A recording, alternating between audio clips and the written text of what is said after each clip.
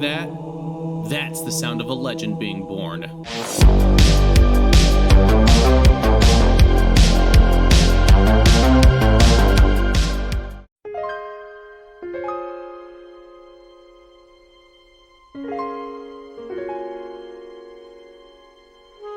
Back in 2001, Microsoft launched their giant brick of a game console, the Xbox, and with the help of Bungie, launched a game that not only changed how gamers played FPS games on a home console forever, but made Microsoft an actual contender in the game industry, spawned many sequels, refined online multiplayer matchmaking, launched a multimedia franchise, and was the killer app to beat. You clicked on this video, so you already know what I'm talking about. It's Halo!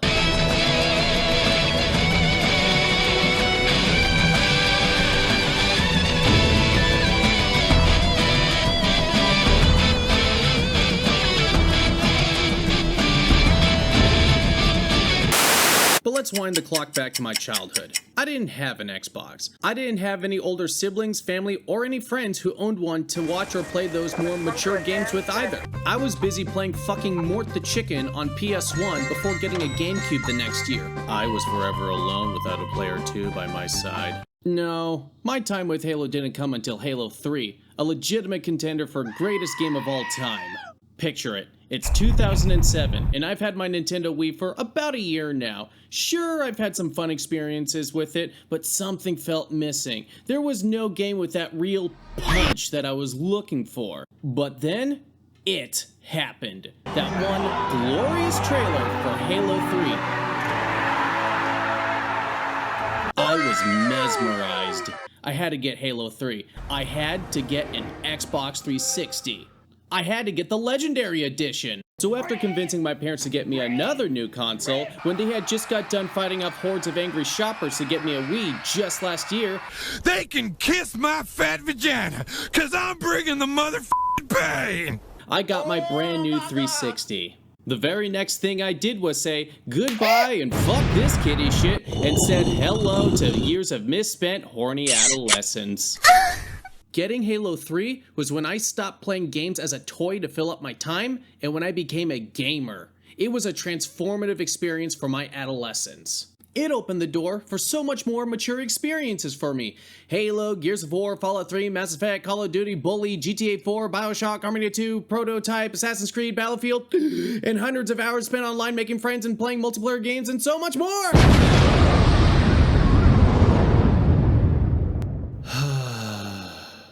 And that's why it's been very hard to see what Halo has slowly devolved into since Bungie left. After Bungie finished the post-game development for Halo Reach and handed off full control to the series to Microsoft to develop their next project, Destiny, we kinda knew things would be different. But I don't think any of us, even the most pessimistic of fans, could predict just how bad things would get for Halo. Microsoft's new in-house development studio for Halo, 343 Industries, has been a terrible custodian for the franchise. After a decade, their record with the series has been one long list of failures after another.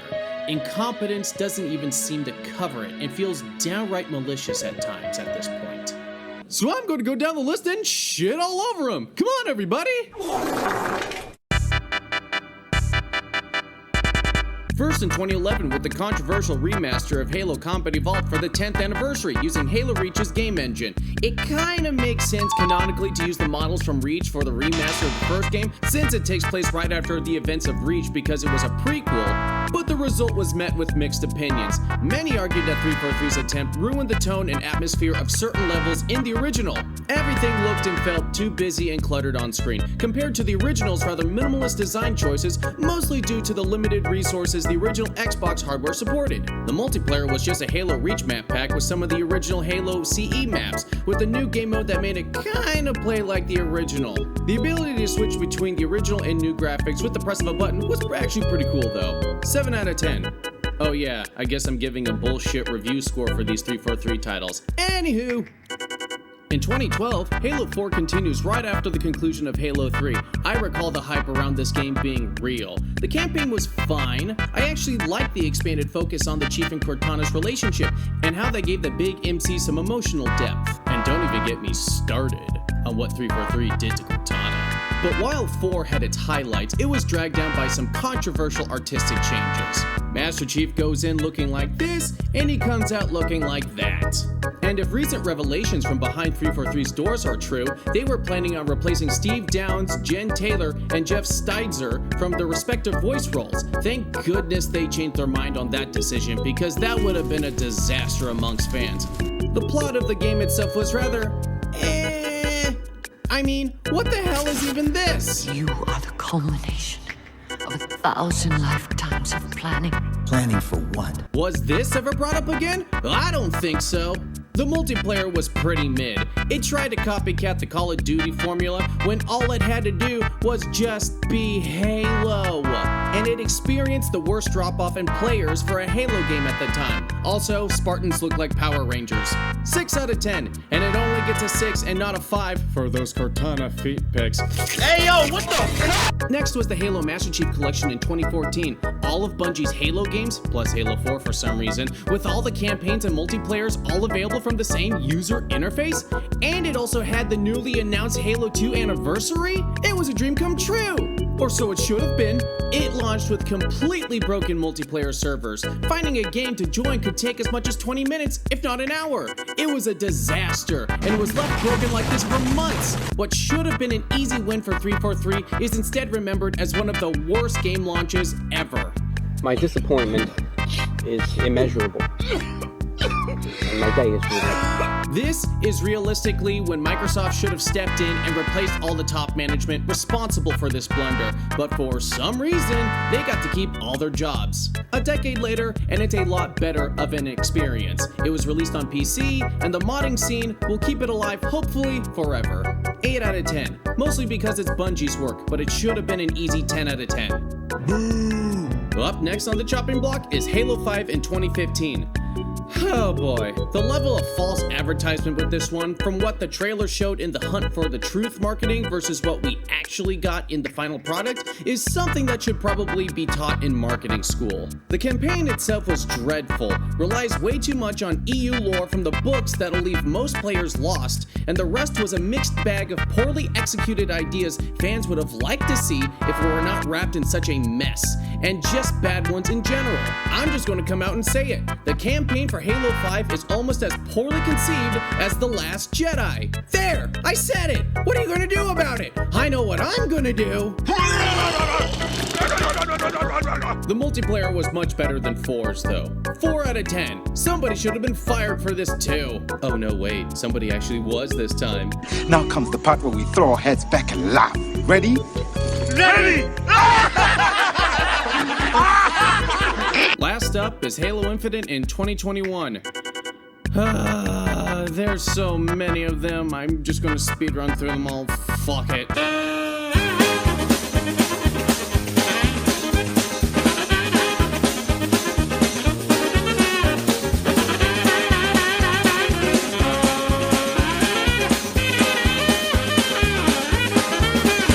You get all that? Good, because I'm not spelling that all out for you. Go watch a 30-minute breakdown of that dumpster fire if you feel so inclined to do so. Look, you get the idea. Halo has been very near and dear to my heart for a very long time. To see the way 343 abuses it, while Microsoft neglects it, while we're all forced to watch from the sidelines and have our concerns and grievances fall on deaf ears, makes it even feel worse.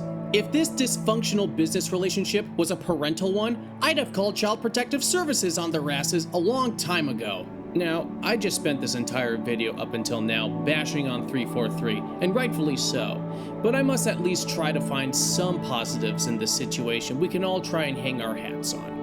After 343 shit the bed with Halo Infinite and a massive online campaign from the community to fire 343, Microsoft finally got a clue and kicked the top management to the curb and restructured the company.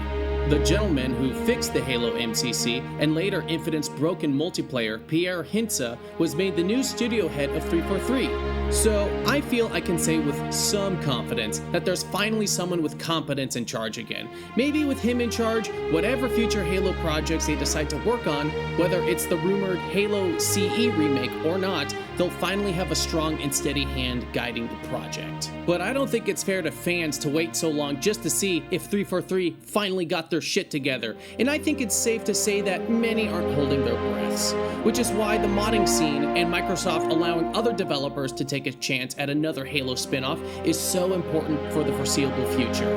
Also, the fans really don't get enough credit for literally carrying this franchise on their back for the better part of a decade now for free. Halo has a long and rich history within gaming. Even if you've never played it, you have to at least respect its legacy and the important impact it had on the console FPS genre. For a time, there was a whole slew of games that were touted as Halo killers, trying to topple the once FPS genre king. But there was never a bigger threat to Halo's place at the top than besides Halo itself. I don't think Halo will ever really recapture its glory days like it once did back in the 2000s. The games industry has changed so much, and the competition vying for the player's attention and wallet has grown so vast. What Microsoft and 343 really need to realize is that the players don't play Halo so they can play a worse version of Call of Duty, Battlefield, or any other popular game they want to try and trend chase. Halo just needs to be Halo. That's why people loved it in the first place. That's why I loved it in the first place. Maybe one day soon, Microsoft will finally pull its head out of its ass, and Halo will exit this dark age it's been stuck in for what feels like forever. I refuse to give up hope, and neither should you, because Halo deserves better.